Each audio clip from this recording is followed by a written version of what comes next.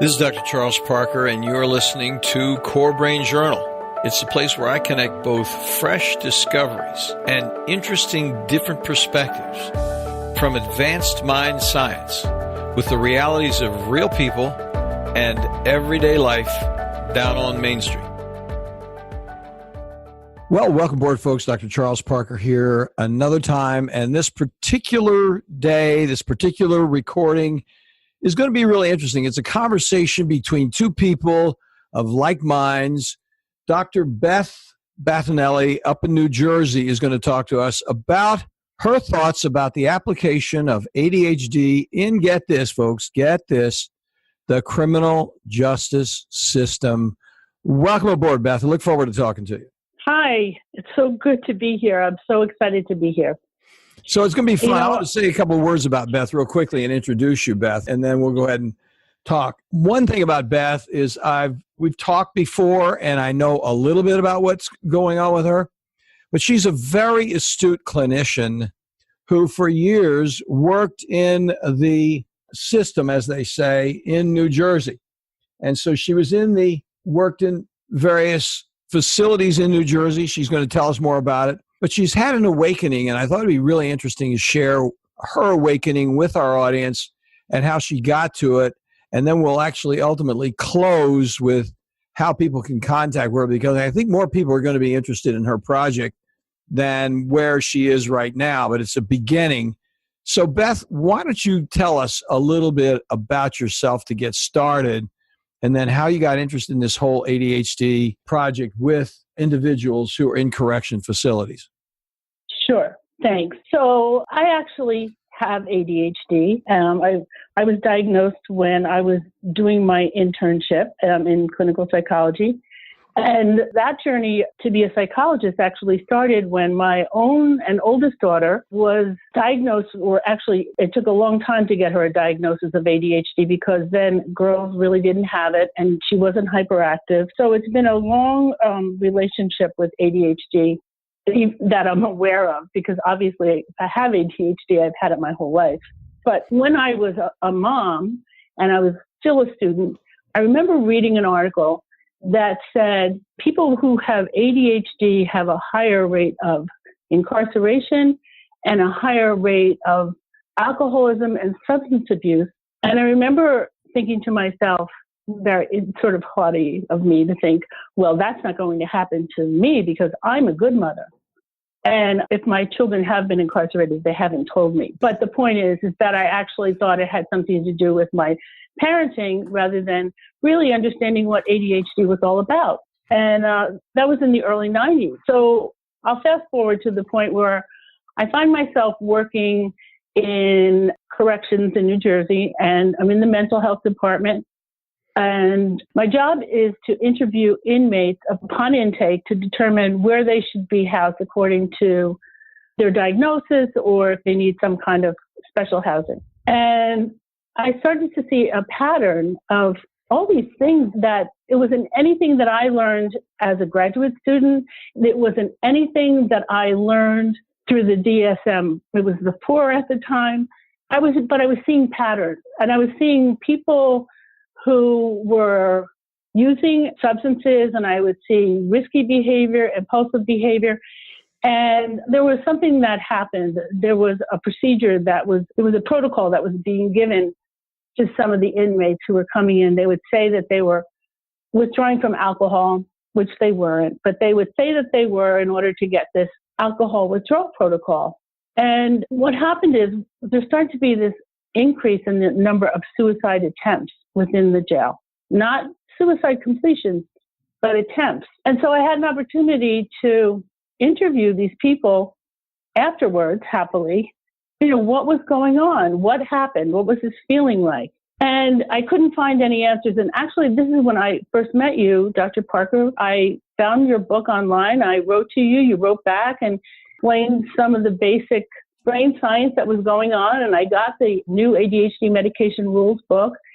And it was like, I could not believe what I was reading, because everything that I was reading was what I was seeing, but I had never seen it described that way. And so having that information gave me a new confidence to be able to discuss with the inmates. When they would come in, a lot of times people didn't know anything about what was going on with them, or they thought they had ADHD, maybe they had it as a kid. I'll give you a good example of a kid that came in, a kid who, nice kid, 18, had a job, had a truck, was speeding, got a speeding ticket, but he forgot to go to court.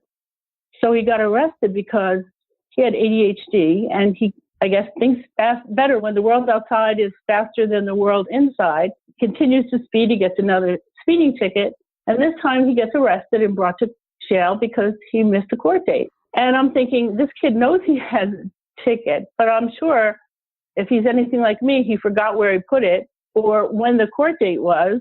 And that's why he got arrested, because he's disorganized and he has ADHD. And I say to him, do you have ADHD?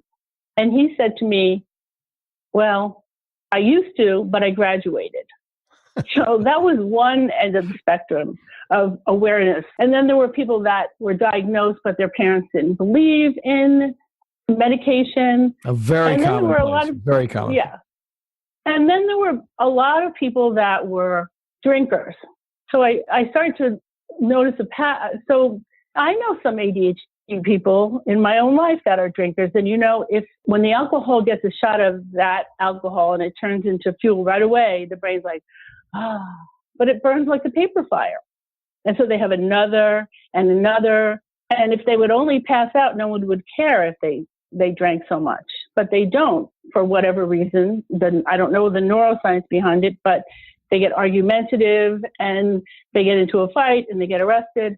And that's just another example of some type of person that I would see in corrections. So I started to explain to inmates things like, this is your frontal lobe, putting my hand to my forehead, and this is your midbrain, and put my hand over the top of my head and say, this is your busy midbrain. And so you can either dummy down the midbrain or you could jumpstart the forebrain. Which do you do, et cetera, et cetera.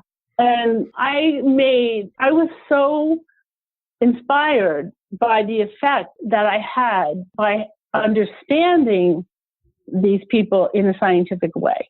And a very basic, not really deep, but explaining that this behavior that you have is sort of like, what if you were a diesel engine in a gasoline world and you just keep trying to go to the gasoline station and you're not functioning right?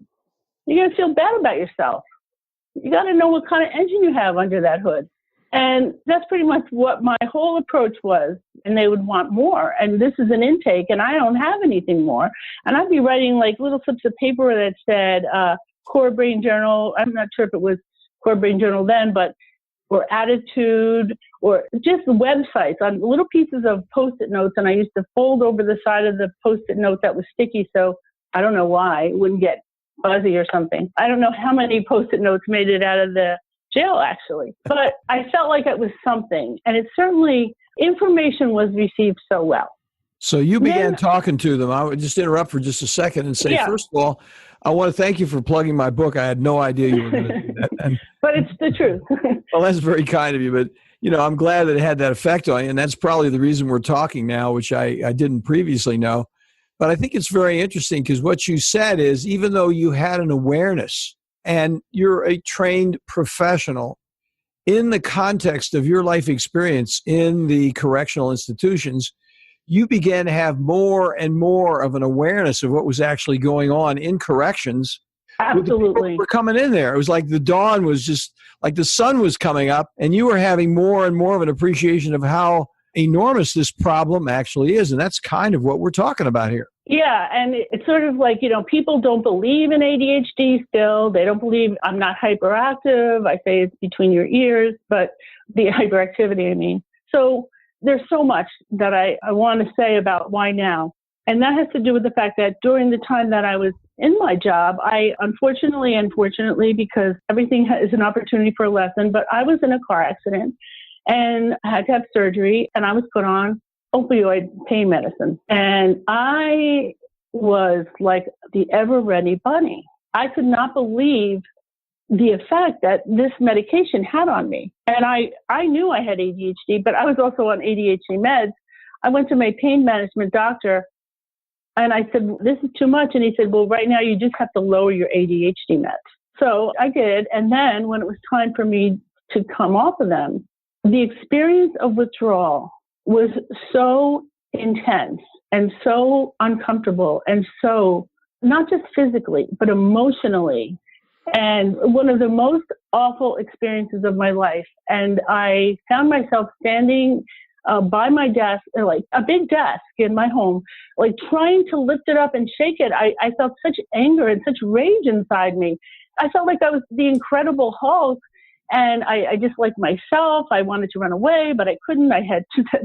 It was awful. All right, let's ask for a point of clarification. Let me interrupt you for just a second, because it's hard to not be completely with you on this point. Let's take it a little bit farther, because I'm so interested in what you're talking about. I think listeners need to hear it. So, point of clarification, you were really on stimulant medications. You took opiates and opioid medication. Prescribed, yeah. For pain, prescribed, right? Mm-hmm. And then what happened was you actually reached the point where you were better from what they were prescribing the painkillers for, and you had to go off the painkiller while you were still taking your stimulant medication. Is that correct? Well, I'm not even sure if I was taking the stimulants at that time. It was just, this is the point of my telling you this is I had a glimpse of myself, like an observing ego, like looking at myself. And I said, oh my gosh, if I were an inmate acting like this in jail, I would have been put on a watch, because I looked so crazy, or I felt so crazy. And it was at that moment I said, oh, wow, this is why people take drugs. People don't take drugs to feel good. People take drugs to avoid this feeling, this awful withdrawal feeling. And that was a big experience for me, to be able to go back and really understand the drug use on the street in a different way. And then I started asking, because I hadn't been working when I was on the medication, I wasn't working. So then I was asking, what does it feel like when you're on this opioid medicine? Like normally the warning from the prescription is, this may cause drowsiness. Do not operate machinery. But people who have the paradoxical reaction to that medication, I'm not talking about the pain part, paradoxical, but the revved up, I can think, I could function, I could focus. I've never felt like this. That's what the good feeling was. For something that's supposed to make the majority of people, I suppose, feel relaxed, because what's the point of having a back surgery and making a patient want to rearrange furniture? So is your point that the opiate medication actually helped you with executive function? Yes, exactly. So you had I'm trying to say that, but I couldn't get to that point. I think that's a very telling point, because you could see the seduction immediately there, because in a way the opiates are more available than the stimulants. Not in all places, but that's a key point. It's exactly true. It's true. And then what happens, though, so when they don't become available, then the other substances like heroin or the other street drugs then at least manage the withdrawal. And heroin is much cheaper than the oxy, whatever the names of the drugs on the street are now, but there's oxys, roxys. So it's the stimulant and the being able to function. That's the seduction. It's not a high. I mean, so what was the time in your career? Yeah. Was that back in 2008, or you said something before we actually started recording? So my car accident was 2009. 2009, I got you. 2009. So that's when that's around then that I had that kind of understanding about what was going on with opioids. But I was still in this microcosm of corrections that I had no idea really how big it was in the outside world. But it was a big problem in the mental health department. In the mental health department. Oh, I got you. Yep. Yeah.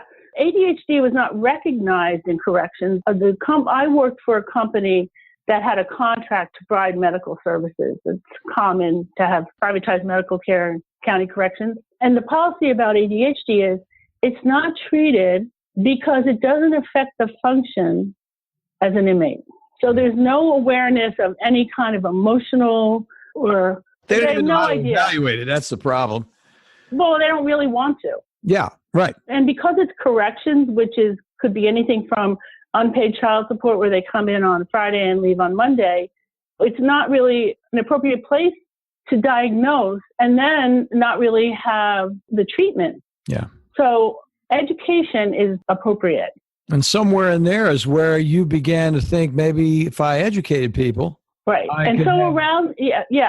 I could, well, what happened also is I came across the ADHD Association in conjunction with the Delaware Department of Corrections. Well, the ADA had done a white paper on the problem of ADHD in corrections. So there's a white paper on that. And then based on that white paper, they did a pilot study in the Department of Corrections in Delaware. And it ran for a year. And the idea was to offer coaching to people who had ADHD. And it was only, I don't know all of the details. I do believe that one of the reasons that it wasn't renewed was the way that the project was designed based on the assumption that we're given that people are in corrections. They don't stay there for a certain amount of time, but many people do stay in corrections for more than a year. So I had been given that pilot study to use if I wanted to. And in 2016, let me just go back. In 2014, I thought I would be better at being an ADHD coach than as a psychologist, because I don't really think like that DSM stuff. I got the idea that I would be an ADHD coach, but I still had this education piece in the back of my mind, the coaching project. And it was just leaving my job and starting a coaching practice and having my daughter get married and all this good life stuff for me. But I just never got around to doing that project. But this year, in the past winter, I decided that I missed working in a system. I missed part of it. So I decided that I would volunteer for the newly started New Jersey Reentry Corporation, which is an organization that helps people who are recently coming out of the system get jobs. They help them a lot with getting their driver's licenses. They help them with housing. It's a really good organization. But the folks that are in this, that are served by this organization, is a different population than what I experienced in corrections. They're older, they're seasoned. And I saw these guys and I thought, wow, what if we only knew earlier, or if I just think that some education, not that everybody's solution is education about ADHD, there's a lot of other components, but I started to think, this is not where my message is going to land. This is not the time for people who are looking for housing to have them look into what dopamine squirts look like and what are their triggers. They've been around the block a little bit.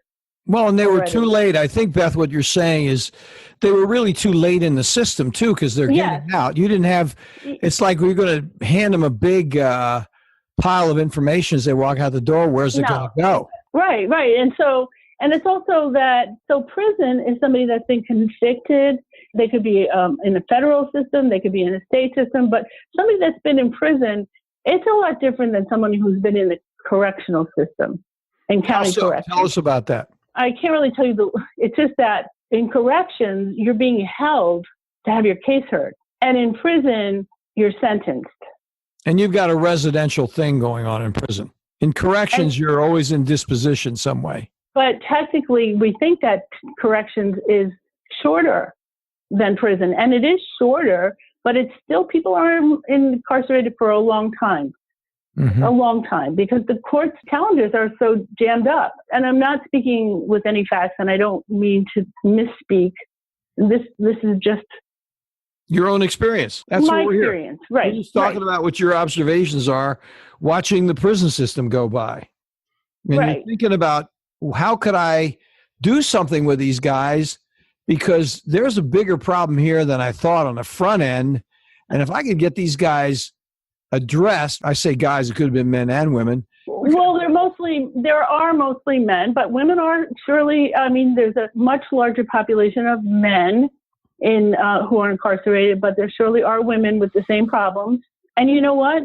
These people are parents of children who also, the point of education isn't just for the people that you're educating, it's that they maybe will be able to apply it in their families, or it's big because we know now that, we don't just inherit the shape of our noses from our parents, Yeah. So they can be better parents than the ones that they had because if we do offer some kind of education and solutions, and it's not just about medication, it's first understanding and accepting the medication. A lot of people do need medication, and a lot of people, a lot of people need a good meal that's not a junk food meal. I think what's appealing about the population in corrections for me is, people in corrections, it's tough. It's tough to be incarcerated. However, as bad as the food is and as uncomfortable as it is, they're not having to deal with the activities of daily living in terms of like making sure that they have food on the table or something, getting their laundry done. The tasks that, everybody with ADHD has to manage along with their jobs. I was saying to my husband, when I'm home and I'm in home mode, it's great. But when I'm in thinking mode, it's hard for me to switch back and forth between thinking and doing. That's just my flavor of ADHD. So I think that giving them an opportunity to people to be able to learn while they have really nothing else to do, I think it makes them more open to maybe absorb the information. Well, you also had an experience, Beth, didn't you? We talked very briefly about this, but if you could amplify on it, I appreciate it, because somewhere in there you actually started answering questions and doing some teaching so you could see what was going on. Is that right? Yeah, well, I would just start to actually, it got to the point where I had little categories in my head of like, which flavor were you? And then I would start to ask questions, pretty much almost knowing what the answer would be. And it would be a way of me showing that I understood and what happened in the understanding. The corrections officers would say to me, what are you doing? What are you saying to them? Why do you make everybody cry? Because it wasn't because it was like, there was like tears of joyfulness or being understood for the first time. Yeah. It was like, I was so rewarded. And I think because I had this only small amount of time, I really shot from the hip. If I was a clinician in private practice and I was depending on people coming back every week to see me, they would not get the same impact as, this is all I got. I'm going to tell you, this is what I see, and go forward with it. It's a much better model for me. And I think I felt I don't know if I'm explaining what I said to you before, but for me, it was very rewarding to know. It's like sort of being a gardener. I'm a gardener and I like gardening. And, sometimes when people are coming through corrections, you are sometimes watering seeds that somebody else might have planted. And sometimes you have to pull out weeds. And sometimes you get to sow some things and hope that something that you planted will stick. And using the metaphor of gardening, I would encourage people to say, if you were a bulb and we just saw the outside of you, what's there inside to bloom? We don't know until you grow, but we can't expect a daffodil to be a tulip.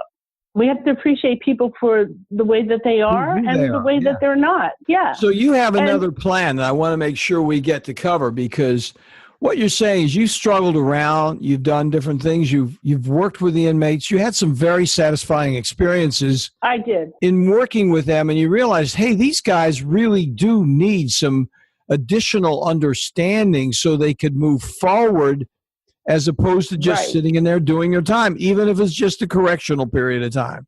I imagine the same thing is going to be so true if you really look at state and federal prison, where you have much more time. It's just not even that. So now the big news is the opioid crisis. And I haven't been working with other professionals. I keep up like online with the people that I already know think like me, that I don't realize that there's so many people that still are like, what are they saying? So I just feel that even in the medical profession, in so many places, people just need to understand. We just need to understand about the brain. It applies to everybody. Because, it's like Ned Hallowell talks about driven to distraction. Not everybody has ADHD, but at some point, everybody might experience some symptoms of ADHD. And so understanding that there's a brain behind those feelings of being overwhelmed, and then understanding what works to ameliorate those feelings, it applies to everybody. But specifically, why now for me is that seeing the reentry programs that are being rolled out in New Jersey and seeing all this talk about the opioid crisis, I want to say, but why? Do you know why the opioid crisis? Because I don't know what the statistics are. I know that maybe 2,200 people lost their lives to overdose last year in New Jersey. That's what's being reported. But what I wish I knew is who were the victims of these overdoses and would have education about the brain, the type of brain. And I'm not talking about, I can't control what's being put in the substances. I'm talking about like what drives people to take the substances. I don't know if I'm being clear here. And maybe you are. You're talking about self-management. What you're saying is if a person knew more about themselves as a human being, and yes, what some of the biology was, they could manage themselves better. They would have a better appreciation of exactly what they're dealing with, as opposed to not having any idea whatsoever what they're dealing with and just taking anything they can to feel better. I mean, that's what the whole addiction thing is. I just have to feel better. Yeah. I don't care. Yes. And, the thing that I really struggle with is I don't know what I don't know. Yeah. But I do believe that the way that I've been trained, I think of addiction or substance use is a symptom rather than an addiction is something different that I don't know that what that is as a diagnosis in terms of, is it a diagnosis or is it a symptom of a diagnosis? No, I mean, addiction is the same thing, really. The reason I'm really quite interested in what you're talking about, because we haven't talked about this before, but addiction is the same thing as ADD. You've got a surface problem that appears a certain way with an underlying complex of situations biologically that drives the dickens out of it. I mean, that's the bottom line. So this is one of the things I always had a problem with. I worked in addiction medicine myself for many years, and I absolutely resented the therapists who in a meeting would say, get this straight. You're just an alcoholic. That's all you are. You're an alcoholic, and you have to accept that that's what you are. That's who you are, or you're a drug addict. And they would speak so reductionistically and so disrespectfully of a human being about you're nothing but an alcoholic, you're nothing but a drug addict, and completely ignoring the complexity of the human being. I mean, it's why I wrote my first book, Deep Recovery, because it was a lot of heartburn for me, and I got into trouble with the counselors I was working with because they were kind of road hard, put up wet warrior people who had been counselors for a long period of time, and they themselves in their recovery, one of the reasons they got into recovery is because people treated them like that. But then they were then repeating the same trauma with another person. I'm not going to appreciate you as a human being. I'm just going to call you a drug addict until you get it through your drug addict brain that that's all you are. And what happens is, if that's recovery, who wants it? Right. Give me a break. I mean, who wants to be treated like that by anyone, much less a drug addiction counselor? Give me a break. For people who grew up with an alcoholic parent or a parent who was incarcerated because of drug involvement, I know as a kid, they thought, I don't want to be like that. They didn't want to be like that. But it wasn't like it's not about will. It's about, this is the brain you have. You are like that. So acceptance, it's hard to accept. And it goes along with, Doug Knoll talks about the belief system and like why we resist change, because when it doesn't coincide with our belief system, we get argumentative. Our belief system we set up so that we can function. If we give information that contradicts what we believe to be the truth, we're going to be met with resistance because it just turns everything upside down. Well, I'm glad you brought up Dr. Doug Knoll, because he's at corebrainjournal.com/180, folks. And he works in he works in the prison system in California, and he's been converting individuals into how they actually manage themselves with actual methods of mediation and negotiation. And he's had a very significant impact with them. And I think the real thing that we're talking about here is that if we don't change the way we're doing things, is just going to continue to be repeated. That is the key point. If we don't look at the biology of human beings, if we don't look at the ways they've been traumatized and the way they've then reflexly begun to think about their lives, the limitations in their lives, and they have no options, and we then go ahead and give them no more options because, hey, they're not a human being, they're really a drug addict. And if you forget the humanity thing, you're really a drug addict. And my feeling is you've got a drug problem, but let's stay with the humanity thing and look at options so you can, in fact, get better and have a self-esteem instead of me taking away every piece of self-esteem you have by calling you a label and giving you a name and putting you in a box and boxing you up and sending you to Siberia or whatever. Right. Well, speaking about your core brain journal, recently there was the segment on art. Bart Billings? No, Kevin. Oh, Kevin Kipp. Yeah. The art. Right. Art. You're talking about art. Accelerated resolution therapy. That guy's a piece of work. He's so cool. So what's great about that, so I'm so honored to be talking to you as I'm like the common sense. It's like brain science. I'm the common sense, I think, person in the sense that I'm not a researcher. I don't have research behind me, but I have these experiences. And when I listen to the art technique, that is proven that it works because we have data and there was research. I did something similar, and I just wanted to share. A lot of times when people come into corrections and they're incarcerated, and this happens frequently it happens with both men and women, but I think more frequently with the women, where they become incarcerated and all of a sudden the reaction to incarceration is way beyond whatever happened to them in the moment. And so they're breaking down, they're crying, I can't take it, and then they get referred to see the psychologist. And, what happens is they having a PTSD reaction to a trauma that they had buried for a long time. Yeah. So my job was, either de-escalate it then or get them in a safer place. So I used a technique that was similar to the art technique, and I just wanted to share it because I guess my point is sometimes we have to go with our guts, and if it works, it works. So I would have the person tell me the story, and then I would tell them, I don't want you to forget this story. And the difference was I didn't have them change the ending. Yeah. What I had them do, and it would only work if there was enough of an age difference between the trauma and the event, is I'd say, we're going to write a movie. You're going to write the script, and then we're going to cast the movie. I'll be there with you. And we're going to have to pick the kid that's going to play you because you're too old to play that kid now. And you're going to tell us how it felt and what it looked like. And then it's going to be filmed, and you're going to have it, and you can put it away and everybody can see it and you can look at it or not, but you don't have to worry about it creeping up because it's contained in this place of the film. And I can tell you it was effective because I didn't have to put them on a watch. I'd follow up the next day, and it really was very effective. I'd say, I always ask them if I could come in as the psychologist in the movie as myself. Oh, yeah. I would ask. Well, Beth, listen, we're running out of time here. I got to tell you, I've really enjoyed this conversation. And I think because we have a couple minutes here, I just wanted to wind it up. I think it's really very honorable what you're doing. I think it's innovative. And I think what you're doing is you're taking some of what Dr. Knoll was talking about. You're talking about some of what Dr.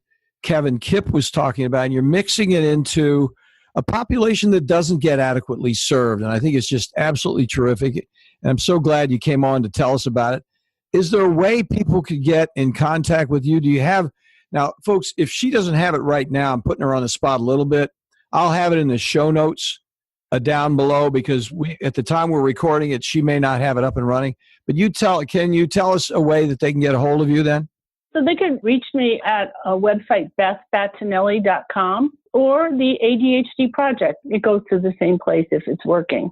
Oh, good. The ADHD Project. Okay, well, that's great. Well, Beth, thank you so much for coming on board. It'd be great after you get started for you to come back and tell us more about this. We'd really appreciate it.